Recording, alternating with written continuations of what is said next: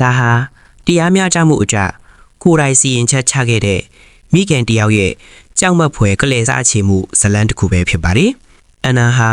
နေ့စဉ်ပန်းတီးတန်းကျင်များစွာကိုလှိဖြတ်နေပြီးမြဲတကိုက်မှမစားပဲအမိုက်ပုံထဲကိုသာစွန့်ပစ်နေခဲ့ပါတယ်။သူမတကယ်အလိုရှိတာကပန်းတီးစိတ်တူထဲမှာပါတဲ့စာရနိုက်အစိတ်ထက်ပဲဖြစ်ပါတယ်။သူမရဲ့သမီးဖြစ်သူကိုလူမိုက်၄ယောက်ကရဲရဲဆက်ဆက်စော်ကားခဲ့ပြီးမြဲသူတို့ဟာတရားသူကြီးကိုလက်ထိုးပြီးလွတ်မြောက်သွားခဲ့တာမှာဒါကြောင့်အန်နာဟာ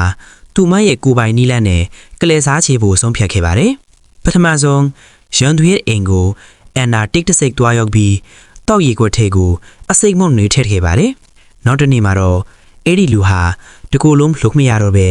တသက်လုံးစီးရုံပေါ်မှာအသက်ရှင်နေရတဲ့လူနာတစ်ယောက်ဖြစ်သွားခဲ့ပါတော့တယ်။ဒုတိယမြောက်ရန်သူကိုတော့အန်နာကပရိယာသုံးပြီးအမိုက်တွေမီးရှို့ကအစိတ်ထုတ်လုပ်တဲ့လက်ချက်ရှိသူအဖြစ်ရဲတပ်ဖွဲ့ကဖမ်းဆီးသွားအောင်ဖမ်းတီးခဲ့ပါတယ်။တတိယမြောက်ရန်သူကိုတော့ဘားတစ်ခုမှ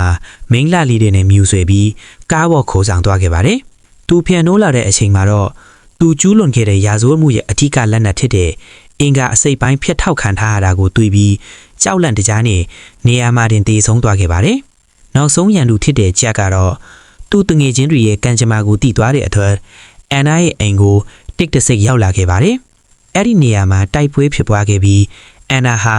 အသက်ရှူကျပ်ပြီးတေဆုံးသွားတယ်လို့ဟန်ဆောင်ခဲ့ပါတယ်။ဂျက်ဟာထွက်ပြေးသွားတဲ့မင်းကလေးနောက်ကိုလိုက်သွားခဲ့ပြီးပဲတကယ်တော့အန်နာဟာမတည်သေးပဲနောက်ဆုံးကလေးစားချေဖို့အတွက်အသက်ကိုအောင့်ထားပြီး